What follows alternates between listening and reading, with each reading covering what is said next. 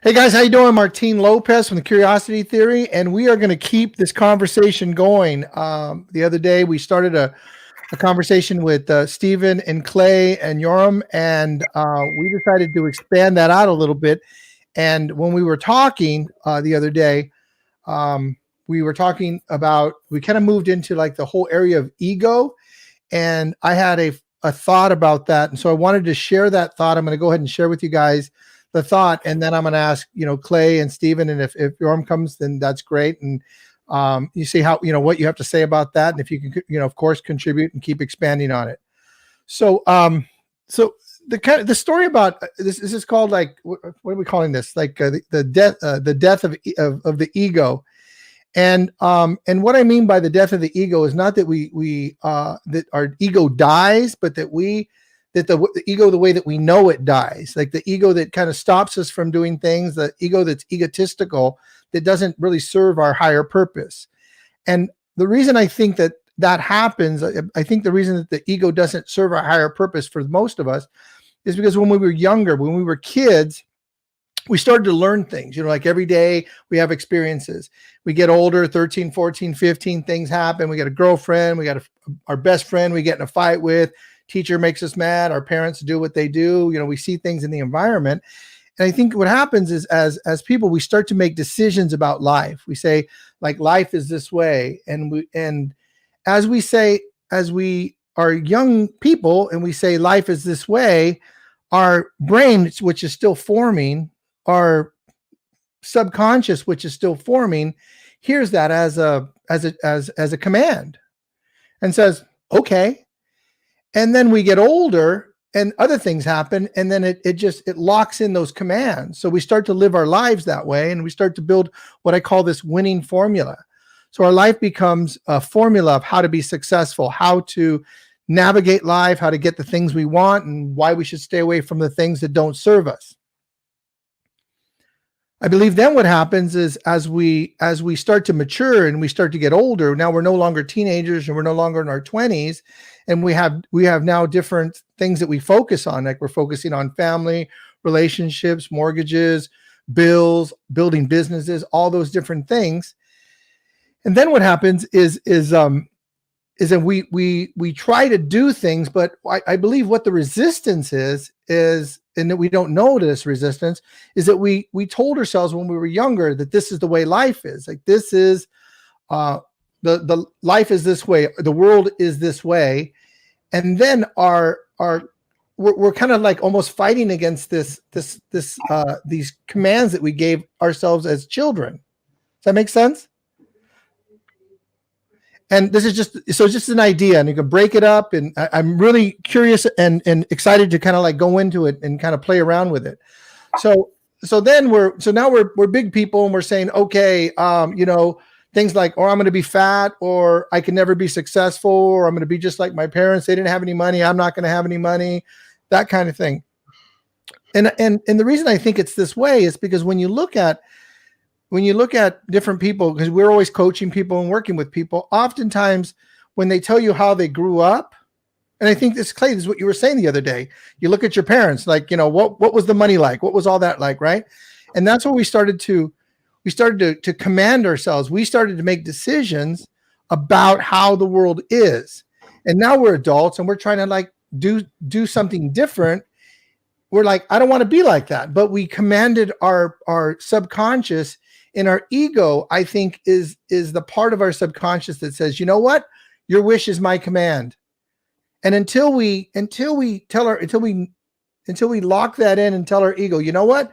That's no longer what we're going to do. We're not going to do that one. I understand. I told you when we were 16 years old, you got to stay away from, girls with black hair, long black hair. You got to watch out for those, But my wife has long black hair. Why do I keep fighting with her? Until we start to figure those things out, money's evil and all that, those kinds of things. Until we start to understand that, we're not going to have any power with those.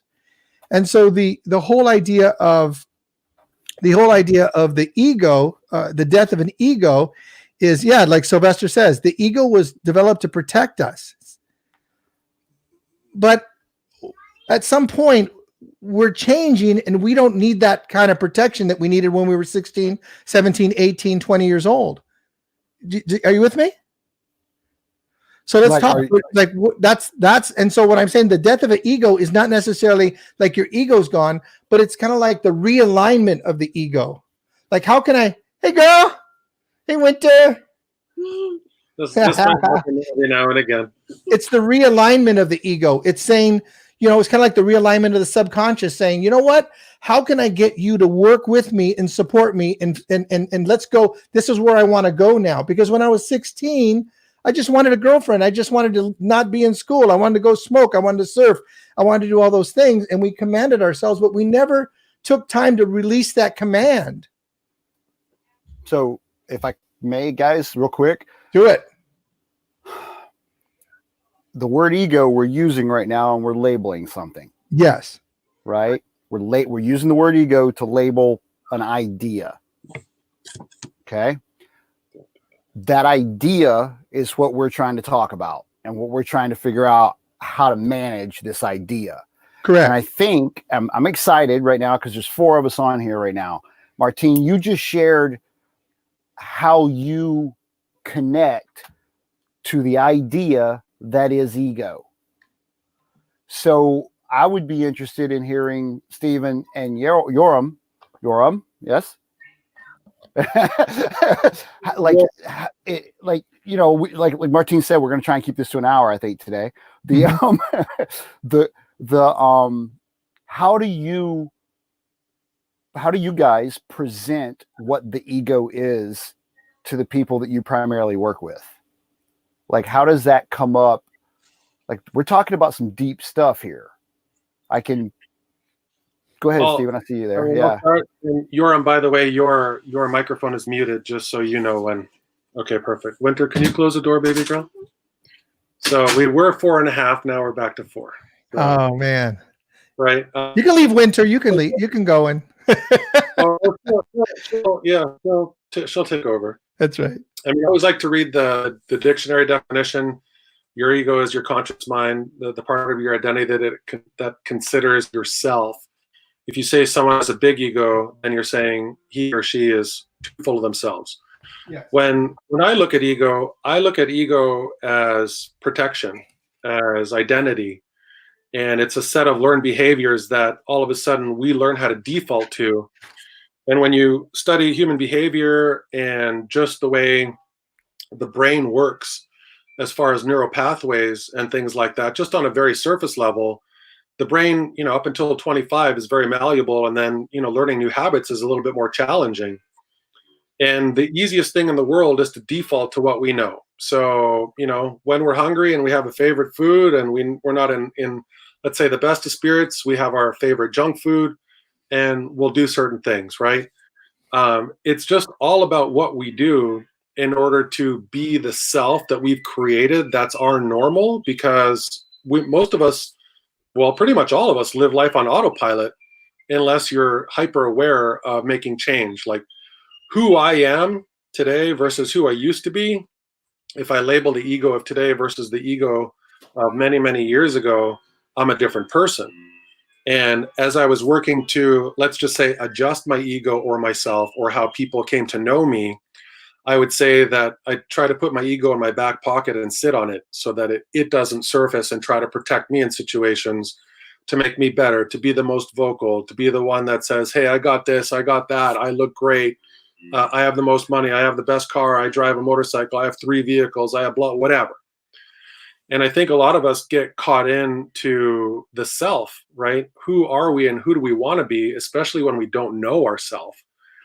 And I look at ego as more of a dominating force in people's lives that don't really know who they are. Because again, you can work to remove parts of your personality and then reinsert parts of a new personality that you want. And it feels super foreign when you do that because it's abnormal. It's so different. But I truly believe our ego is meant to serve one purpose, and that's protection. And that protection spills out into so many different facets based on how we're communicating it and based on how people are identifying to it based on how we're trying to be seen. So I just try to take that away and be super vulnerable. And even, on the last session that we were on, I mentioned that I went to an anger management class, and, my ego didn't like that, because how did I label that for myself?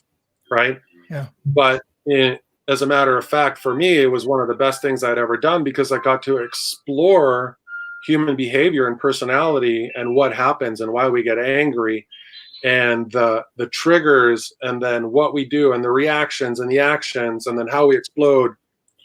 And that would identify us, and we would repeat those patterns. So I look at ego as just all of the ways that we follow these things that are hyper ingrained into us, based on how we want to be perceived and how we want to identify ourselves, not just with others, but with ourselves. Sure. Sometimes we lie to ourselves through our ego.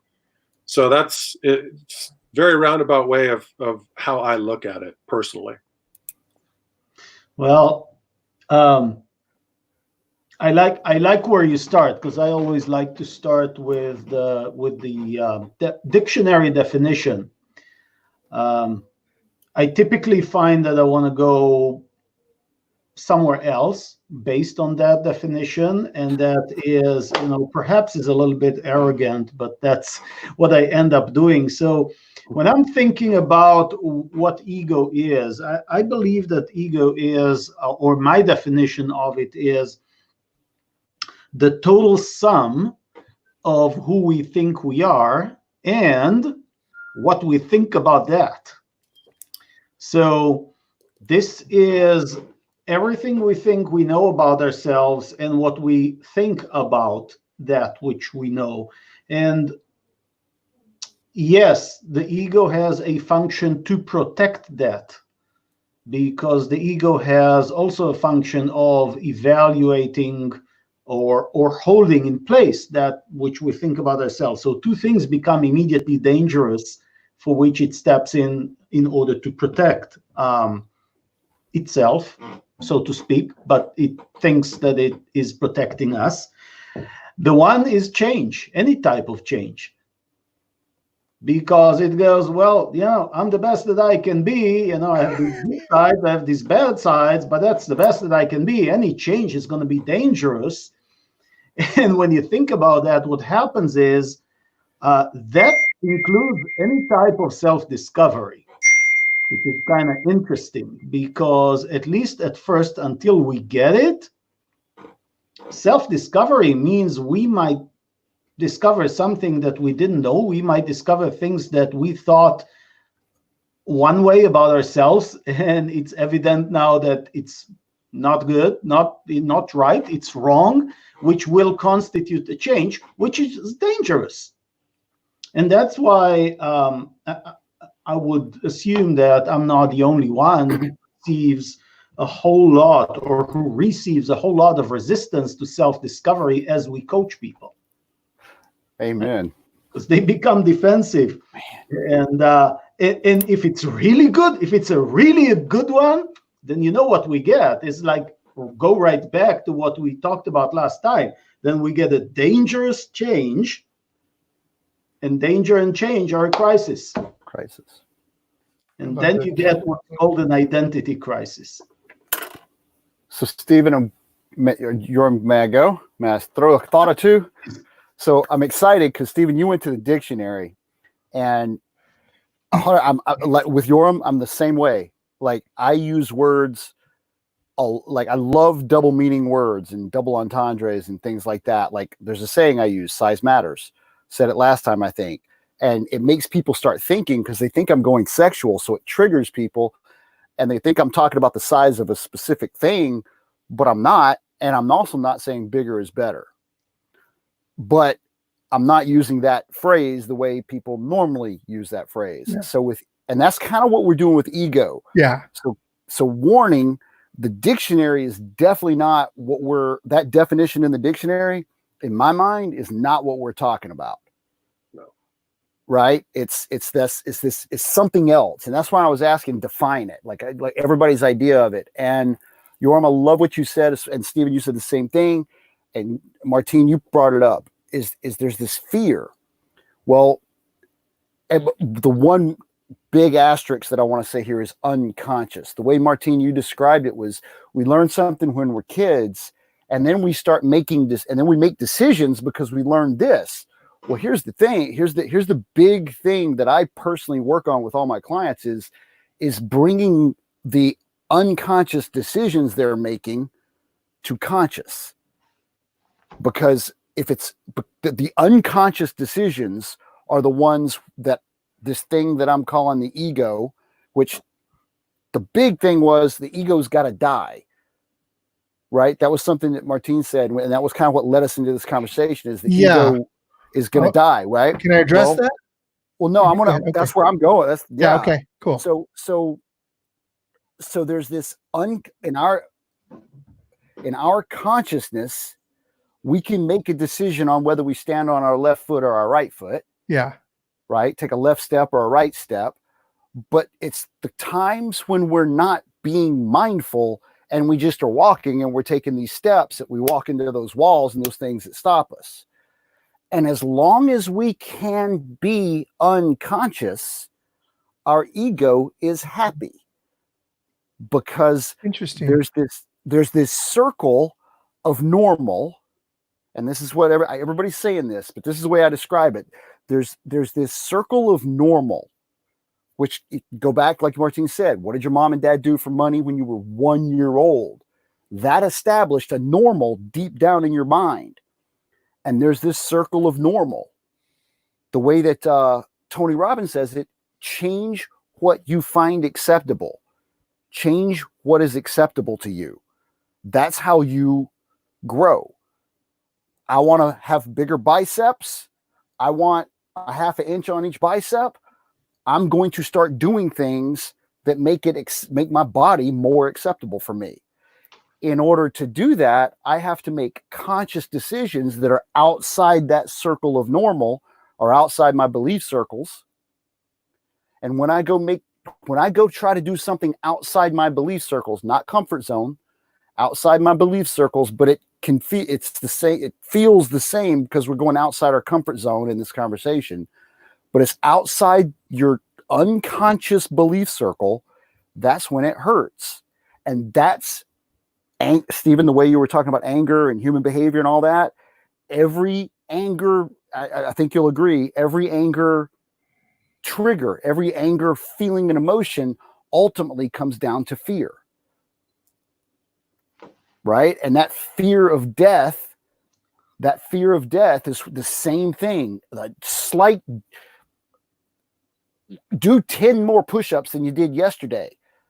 That's a little bit outside your comfort zone. And it's just a little uncomfortable. Well, that's just the magnitude of egoic death that you're going to experience if you do those 10 or more push-ups. So it's this very tangible, very measurable thing, and I'm excited. That's what I love. That's how I love working. It's like we talk. I get deep into there. So yeah, like death of the ego. But you can't kill the ego because as soon as you do those 10 extra push-ups, all you did was grow your belief circles a little bit. Now you got a new unconscious ego. Now you've got a new normal. If you want to do 10 extra push-ups every day, then you can reframe the goal and it's an everyday thing, and then that can become normal.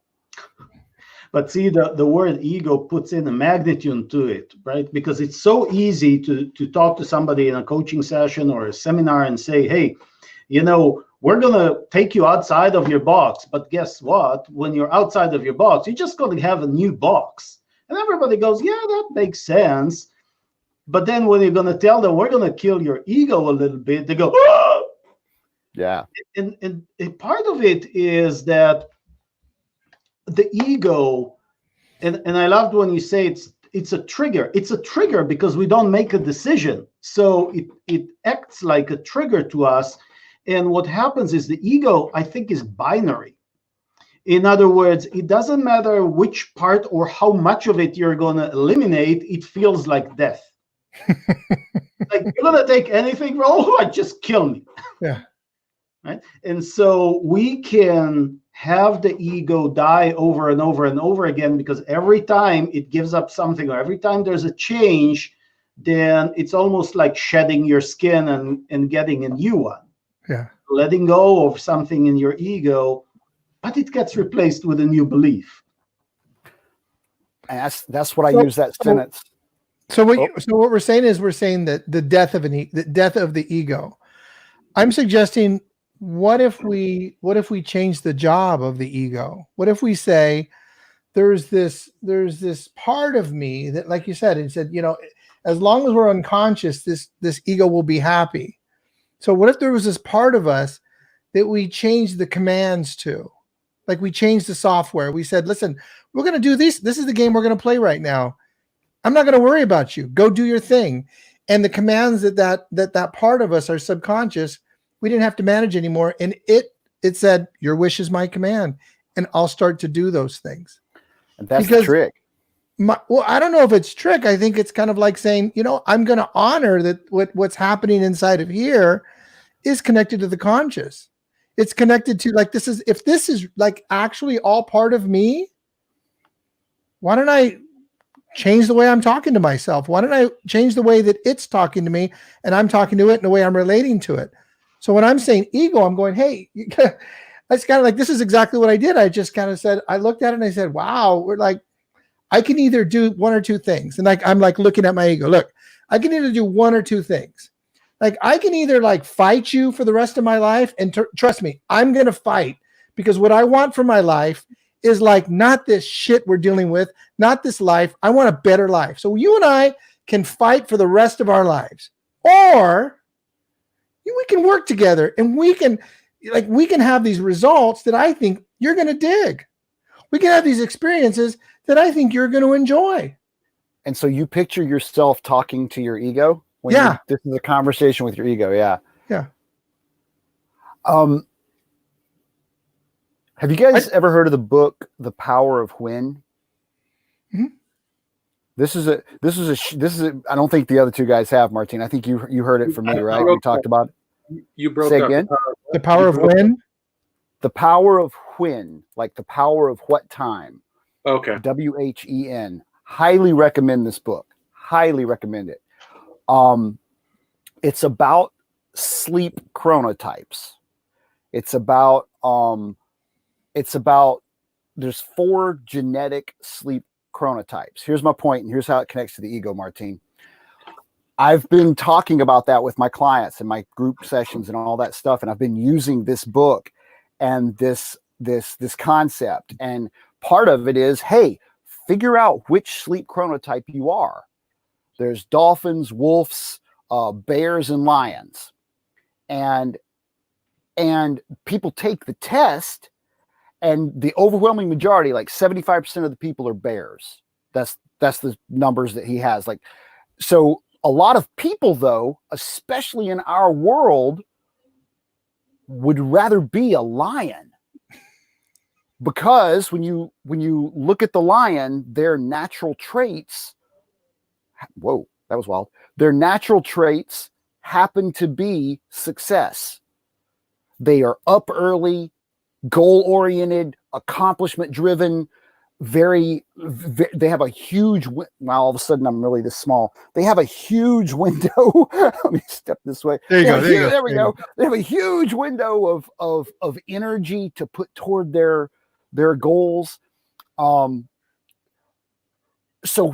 my point is, when people take the test, they find out that they're a bear, but there's this percentage of the answers that's kind of like a lion.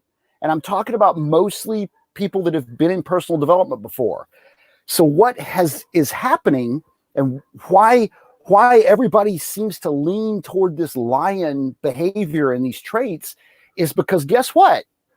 All those people that are super successful, your Tony Robbins, your Brendan Bouchard, your Steve Harvey, whoever the heck you want to talk about next, all the Dr. Joe, all these people that are out there that are killing it, they are naturally lions, and they are just doing their normal thing.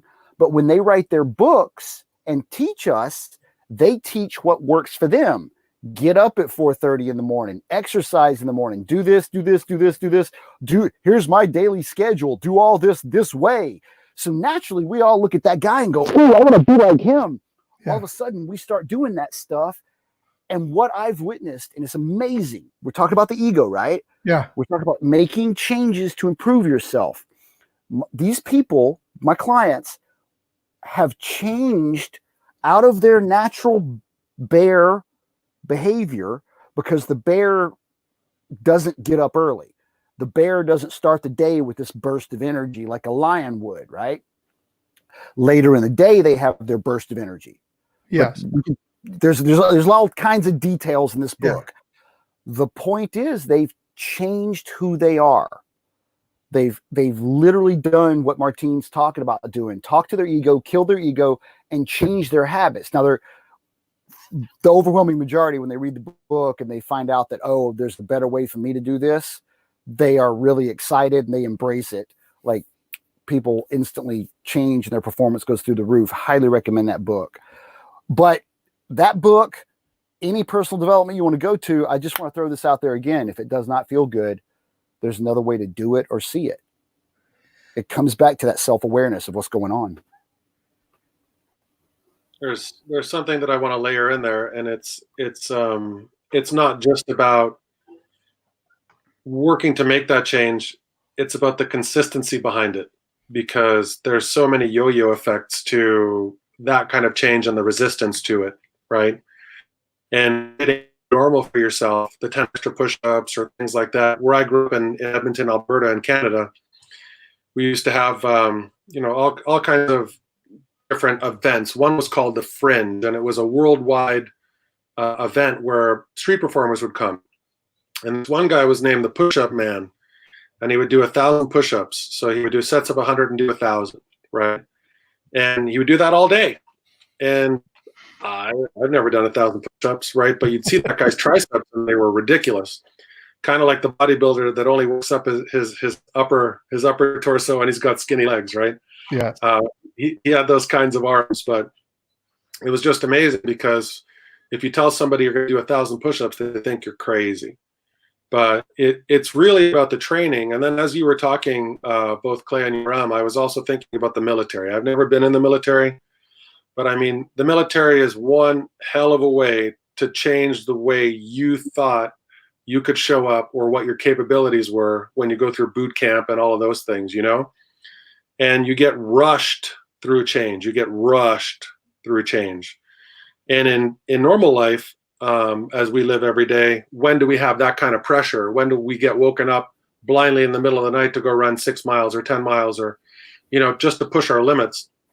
And I think that's where we have so much failure. And I don't mean that word as you're a failure. I just mean failure in the sense that we want to make these changes. We still have other habits that we really haven't, let's just say, put enough force behind in order to be willing to make that change, because, I'll do 90% of this, but I'll keep this 10. And that's where the issue, in my opinion, happens, where that yo-yo effect really comes in, because when do you really make change? One of my cousins, he was an alcoholic, and maybe about 30 years ago or something, he had mentioned to me that he quit drinking. And I said, how'd you do that? He said, my doctor gave me two choices: continue to drink and die, or stop drinking and live. And it's like, when there's right. So when there's severity behind something, then we'll make change. But in order for us to change our egos, what's the pain in order to really make the change? And I've gone through different painful events in my life in order to make that change, where I basically forced myself into certain change as opposed to willful change, as I started to understand that, I can't keep showing up in certain ways because of what patterns I was repeating. And it's interesting to look back now at some of those patterns, and I'm telling you, they're powerful, powerful patterns that call you back. So Stephen, two things. The key word that you're looking for: necessity. Necessity.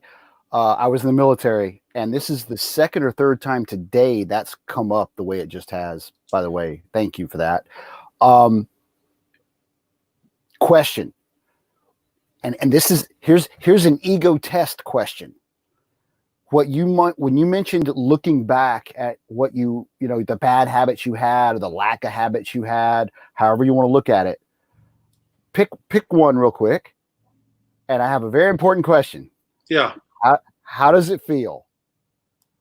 Shitty. Like, okay, so that's not good, right? Yeah. We call it yuck in the curiosity theory. So Shitty. so you said shitty. Here's the trick. You've heard Here's that the trick. before. You gotta take that. So that physical sensation, that feeling, looking back and seeing who you were, that's a way that that this thing that I call an ego is reminding you that you're shit.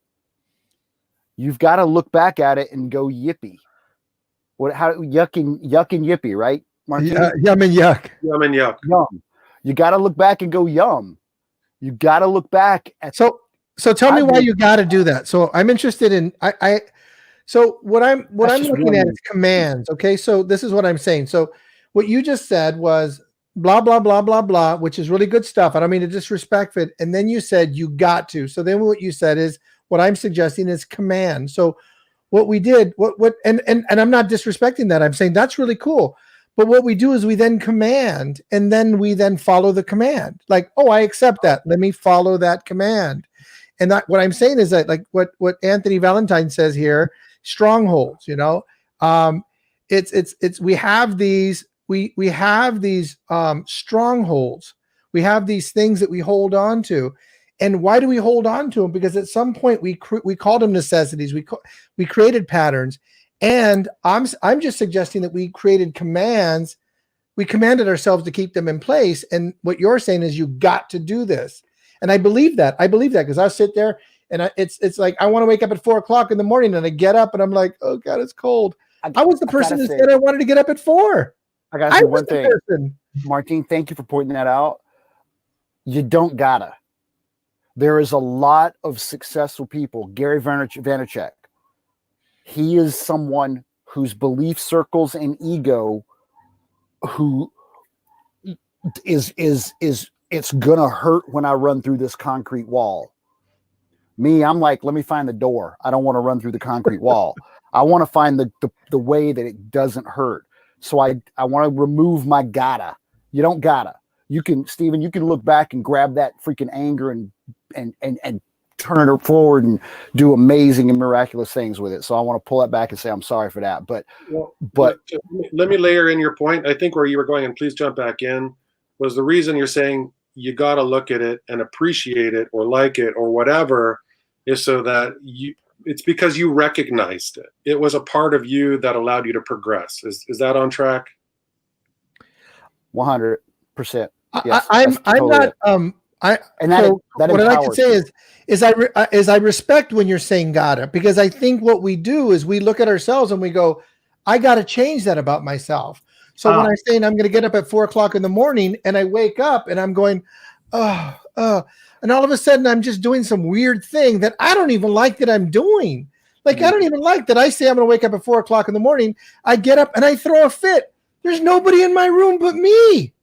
I'm throwing a fit to me, and I'm the person that said I wanted to do this. And I say, oh, I'm going to go jogging. And I go, it's like, I said I wanted it. Like, no, I'm the person. You're not a lion. You're not a lion, are you, Martin? You're a bear, right? Yeah, probably a little gopher or something. I don't know. But, I want to be a lion. I'm Superman, baby.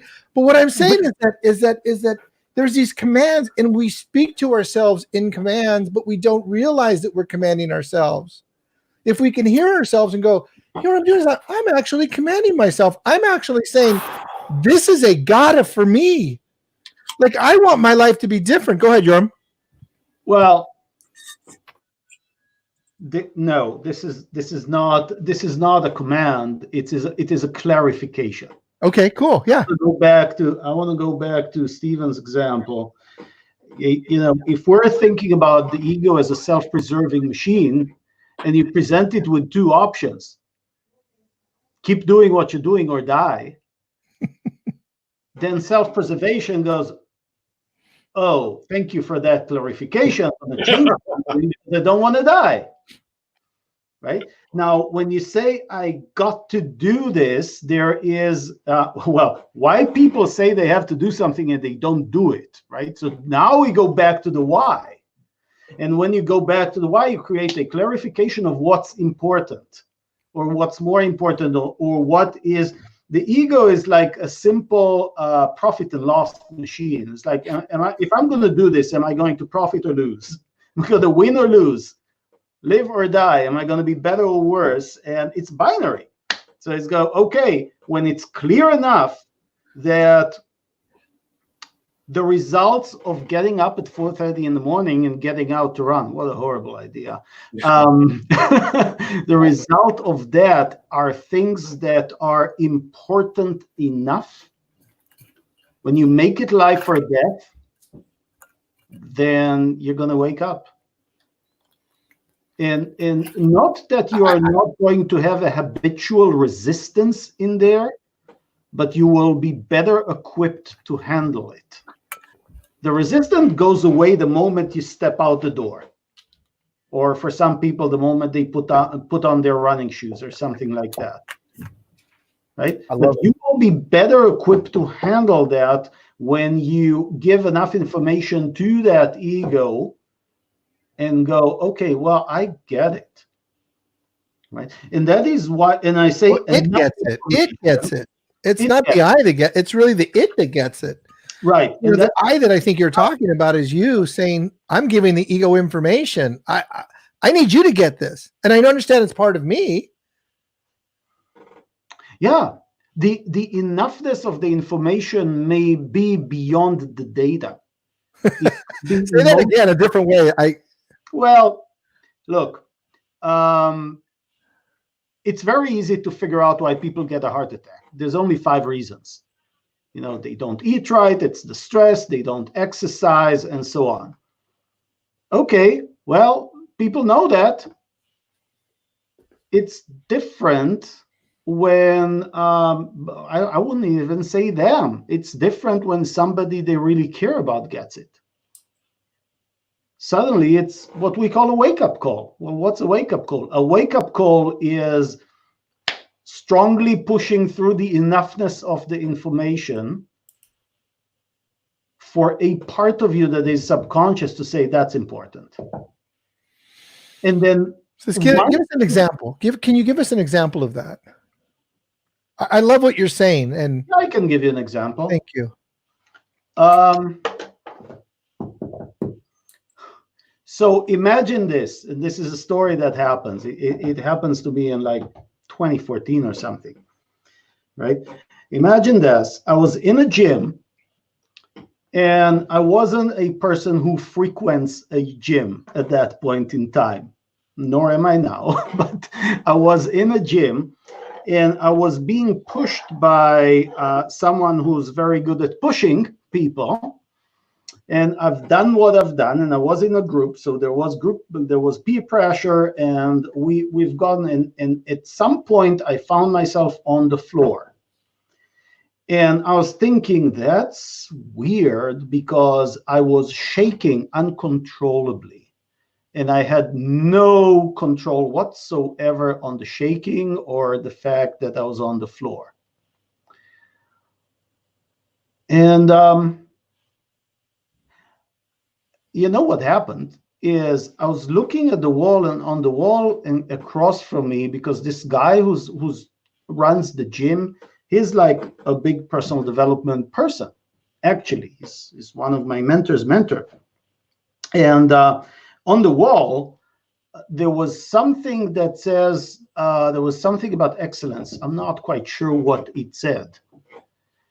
And when I looked at it, and I said, and it suddenly dawned on me that if we believe that how we do anything is how we do everything, and this is my level of fitness, shit, how does my marriage look like?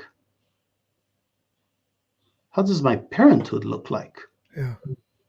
Right? And at that point, it became 100% viscerally not okay to be mediocre. at that point, I said, okay, well, I'm going to do a reevaluation. There's only like 4, 5, 6 areas of life, depends on how you want to look at it. And I want to define or pursue excellence in each and every one of them. Why? Because I want to be a good husband and I want to be a good father. I love that means, I love your example, Yoram. Yeah. I wish I didn't have to go through that, but then I'm grateful that I did. So I like so the enoughness of the information becomes the reasoning or the data or the information that we have that will either compel us to move this direction based on a fear or pleasure. Catalyst. Well, yeah, at that point is a decision, and once it's like, for me, everything is a decision, right? But I'm forum leader, guys. Well, no, I'm just playing with you. Everything is about the paradigm of decisive action. The moment you make that decision and it becomes part of who you are, right? Go back to the definition. If it becomes part of who you are, then your ego has changed. Yes. And now it's to keep doing what it does. It's going Say that again. That's exactly what I'm talking about. Right? The moment you made that decision, it changes who you are. It changed your ego. And your ego is going to keep doing what it's doing, which is protecting itself and manifesting itself and acting in accordance to what it thinks that you are. In other words, in this case, I want to think myself as a person who runs towards excellence in every area of life, right? And it's going to protect it. It's going to prove it. It's going to act in accordance with it. And I know it's just words. And the I guess the problem that I had was that doesn't sound right. No, it is the problem. I personally had. The problem that I personally had was I wanted to operate from joy. I wanted to operate from what pulls me forth versus running away from something. That's why I said I want to interact with you differently this way. Like I want to interact with myself differently. And I get what you're saying and I hear how you're saying it, and I believe you're saying it on both sides of the coin. You're saying it this way, you're saying it that way. You're saying it from pain, and I hear you say it from pleasure, and you bounce from both sides. Where I'm coming from, the death of the ego is I'm saying I want to say it more from pleasure. I want to say it more from joy. Like I want to say it less from suffering from where I don't want to be anymore. That's just because that's how I want to experience my life. So to jump on Yoram's gem example and what you're exactly talking about, if you're doing a bench press in the gym, it physically hurts. You're tearing your muscles apart. You're killing cells. Mm-hmm. So you're doing what we're talking about doing physically, right? I love what you just said. Yeah, I love it. Decision. Yeah. And you know what else I love about this? I love the different personalities we have here. And I'm thinking about all the people I know and how this is such an individualized, personal journey. It is so intimately personal, like configurable. Like, you know what I'm saying? There's an infinite number of configurations of us. Yeah. And it's like every one of us has a different language, a different perspective. I love it. And that's what this was about. Go ahead, Stephen. I'll say that. I can make my point later. Go ahead. So what's fascinating about what Clay just ended with there was during this coronavirus, who are we? Right? How are we showing up? Right? And that's the thing. It's like, I think the most fascinating thing about all of this is our typical defaults are in a control environment. Let's call it, we live mostly in a control environment. We just do. And then you start to factor in these anomalies of social distancing, staying in your home, things shutting down, year of money, or surplus of money, or making money? What happens to my job? Where's my career going? When does this end? I mean, there are a lot. It doesn't stuff, end. right? Going on in our head right now. And all of those things that are happening are challenging us in ways that we've never been challenged before. Yes. And so, like, again, there's an evolution that's going on. And if this continues to last for months, right, or God knows how long, maybe 3 weeks, maybe 3 months, maybe, I don't know, right? But as we continue to go through this, how are we functioning? How are we showing up? What's the new social norm? What are we willing to accept? So many people, again, when I went through the stages of grief or loss in the last call, right? As we start to go through all of that, like, think about it. What we have, we have time right now. It's hard to keep yourself completely busy in a way where you can just go all day, come home exhausted, pass out. I mean, for most of us, that's not the case. So what are your dreams? What are you working on? What are you thinking about? Who do you want to be? How are you stepping up? What are the projects or passion projects you've never gotten to? What opportunity that maybe are losing their jobs to actually recreate yourself? And this is all like the ego talking, because what's it saying to you while you're going through all of this? For some, there's panic. For some, there's optimism. For some, there's happiness. For some, there's like, I don't know, whatever, I don't care. Like, there's so much that we've been put into in these moments. So I think that this call now, this topic is so much bigger than I was even giving it credit for when we started thinking about it right now, because when I associated the alcoholism that my cousin went through with two choices: drink, die; stop drinking, live. And now, we've been put into a situation where we are barraged with factors. And you're hearing two things, right? All these memes that came out about pregnancy, like what happens when we come out, what's the pregnancy rate going to be like? Because people are home, so there could be more baby babies, boomers. right? Also, And divorces. And divorce rate, right? Now that people are actually having to face their partners or their spouses, right? Yeah. And where most people will just be out all the time, or not come home, or go to the bar, or hang out with their friends and avoid, and then come home, go to sleep, get up in the morning and leave.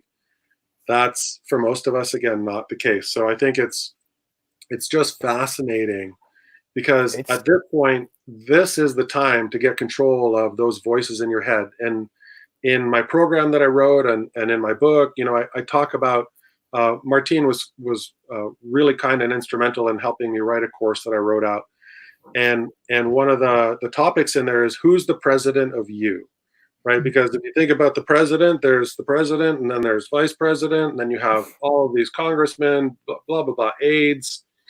And so very insidious people right now. When we get lost in these voices in our head that want to dominate, right, is the voice the one that needs to be in control? And I think that there's a time right now where we have the ability to get a grip on who the coach is, and that the coach can direct the players, and that we have the ability and time, I think we have time, to reshape ourselves right now in a way that is unprecedented in my generation anyway. Oh, I agree with that. I love your example. I that's kind of the challenge, is like it's still such a big step.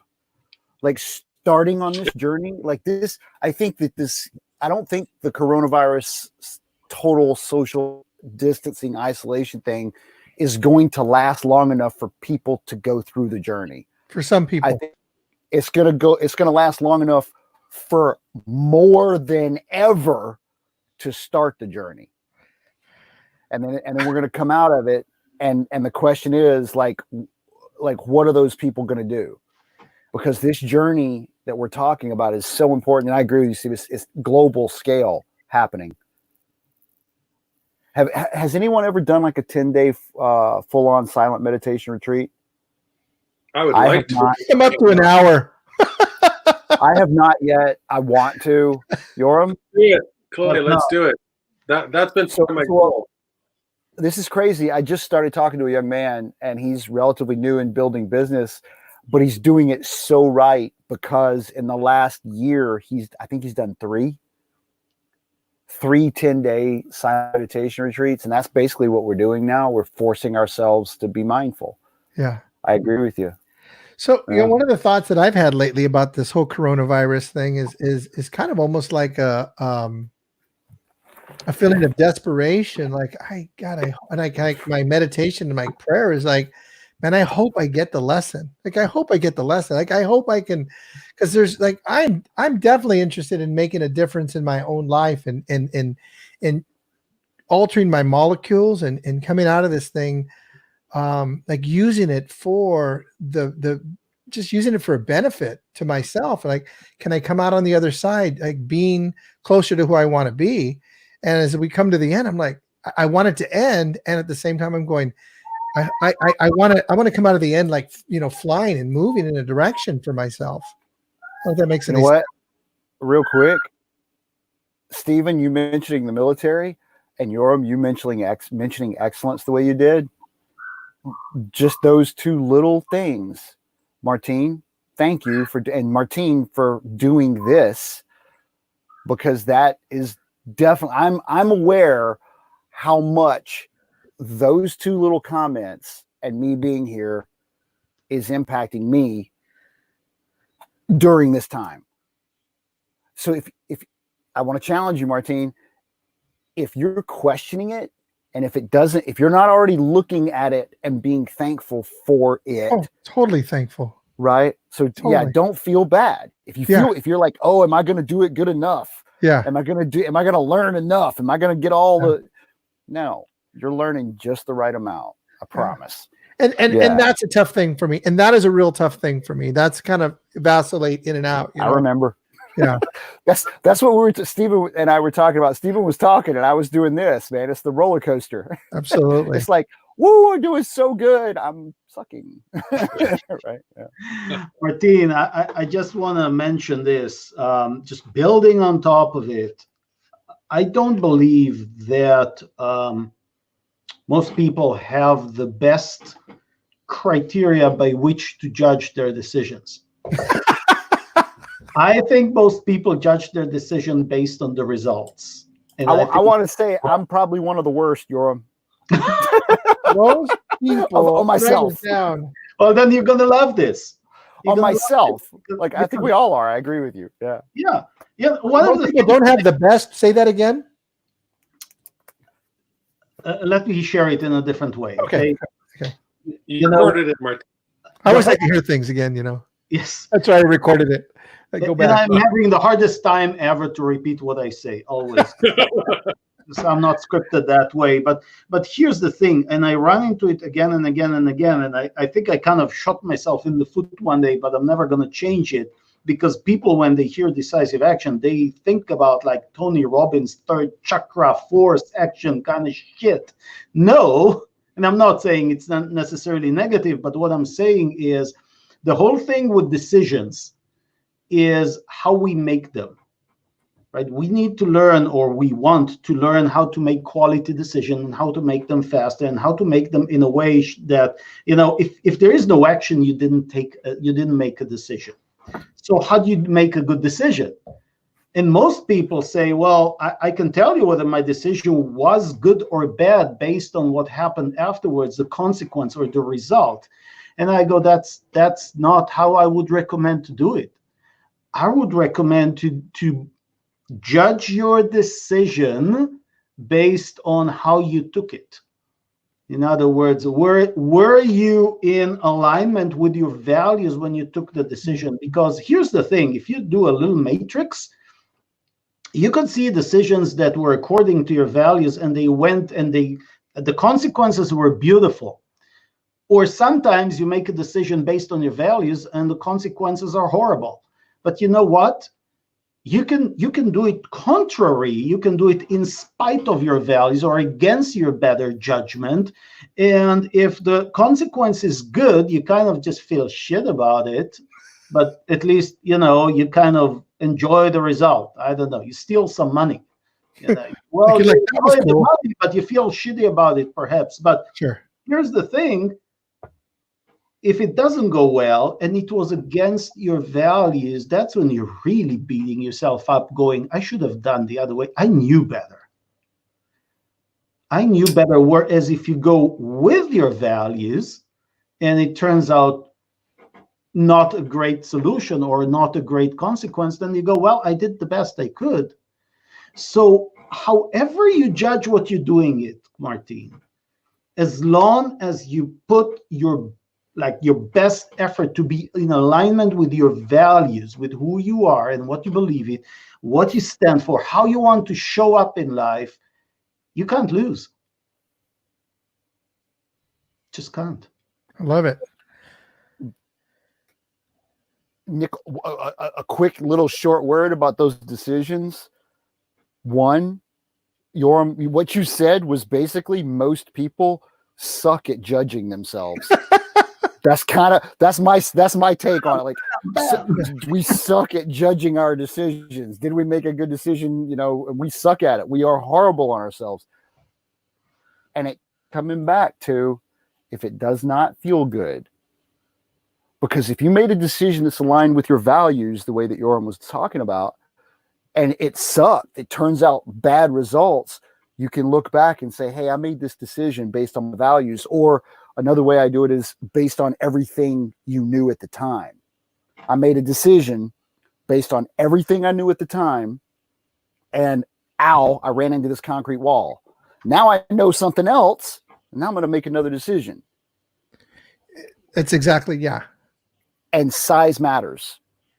When you're writing a goal, I guarantee 9 times out of 10, it's too big. That's like a general thumb rule. Yeah. The fine line between dreaming and fantasizing. All right, and action, decision, good decisions. Yeah, It's kind of like sometimes you say something, you're done. You know, it's like, boom, drop the mic, we're done. it is coming to be that time. Well, hey, it's almost 5. Yeah. So thanks, guys, for hanging out. You know, for me, I would just say that the whole thing for the curiosity theory, that gives me the power, and Stephen knows this because and Clay, you know this too, but I would say more so Stephen knows this because we have a minimum of 2 calls a week and probably 40 or 50, it seems like. You guys were, yeah. You know, it's one of the things that I've had to learn, and not because I had to, because I chose to learn, is to listen to people that I respect for what they're bringing, versus like me trying to get my point across in what people are saying. See ya, Patty. Hey, Anthony, thank you for coming by. And what curiosity has given me is giving me access to staying curious when people speak, and setting that ego aside and saying, hey, there could be some value here. And if I approach it to protect, to defend, I'm not going to listen to that. What I'm going to do is I'm going to say everything you said, Yoram, you know, and it becomes I'm now fighting against what you're saying versus listening and just openly listening to something, like curiously investigating what people are saying and seeing how it applies to me and trying it on. You know, if you get a new jacket, you know, let's say that in the forum, you know, you go to the store and you try the jacket on. If it fits, you take it off. But you don't get mad at the jacket because it didn't fit you for the most part. You know, you try the jacket on. It's like, okay, that fit, that didn't fit. And there's a piece in doing it that way. And to me, curiosity brings that level of peace. I just wanted to say one thing really quick in closing. As an exercise for all of you that are watching or that'll watch this after as it gets posted, write out a list of questions about what you would want to know about yourself, and then send those to your friends and see how they respond. You know, see who you really are in the way other people see you, because I think that will also be a trigger if you see enough consistent behavior coming back in how they identify you.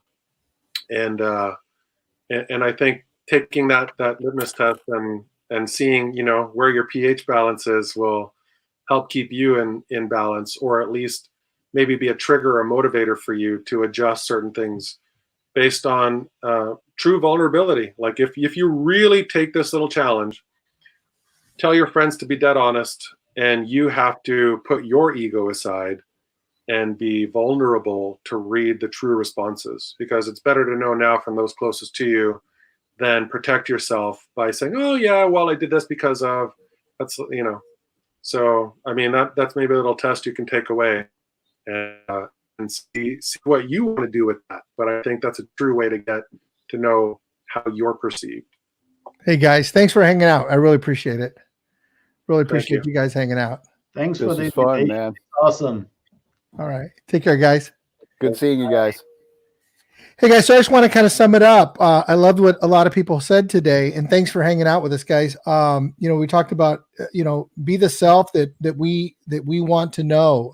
What is your normal? How do you want to change that normal? How do you want to go to the next level? What are the tools that you're using to get to that next level? How can you change the way that you are looking at yourself, maybe how you're looking at other people, how you hear yourself, how you contextualize yourself, how you live in your own thoughts. The total sum of who we think we are or we are not is something that people said, and look and see what you're doing. What are you holding in place? What is it that you hold in place? Like, what is trying to survive? Like, think about that. Like, what is that thing that's trying to survive? That ego is trying to survive. And notice, and take a second and be curious and notice, like, so why is it trying to survive? Like, why is this thing trying to survive? And how is it separate from me? And how can I integrate? How can I integrate this thing that's trying to survive into what we're trying to become? Like, what my path is, what I want to do in my life, where I want to go in my life. And I love it. Something that I think Clay said is, or I think Clay said, as long as we can be unconscious, our ego can be, as long as we can be unconscious, our ego will be happy. And what I like about that is, if you can, based on what I'm saying, is that if you can program, if you can go and give new commands to your ego, to that part of you that wants to succeed. I'm not talking about the part that tears you down, that part of you that wants to succeed, and you can give the commands to that part. That part's going to go and work for you. When you're not awake to it, it's going to seek out, how can we do this thing for Martine? How can we do this for Clay? How can we do this for Stephen? How can we do this for Yoram? How can I meet the command that you gave me? And what commands are old commands that you've given yourself? And how do you get through those commands? For me, I work a lot with Aaron and Veronica. I've worked with Clay. I've worked with Stephen. I've worked with Yoram. I've worked with all these guys because I've had commands that I've given myself in my life, and they didn't work for me. They didn't serve me any longer. So this, through this crisis, through this COVID crisis, take a look and see, what commands do you have that no longer work for you? What have you told yourself that no longer works for you? If fear is there and fear no longer works for you, what can you do to let it go? What can you do to honor it? What is it you need to do? I don't know what the answer is, but I do know that being curious is part of the way to get there. So thanks a lot for hanging out with us, and we'll talk to you real soon. Take care.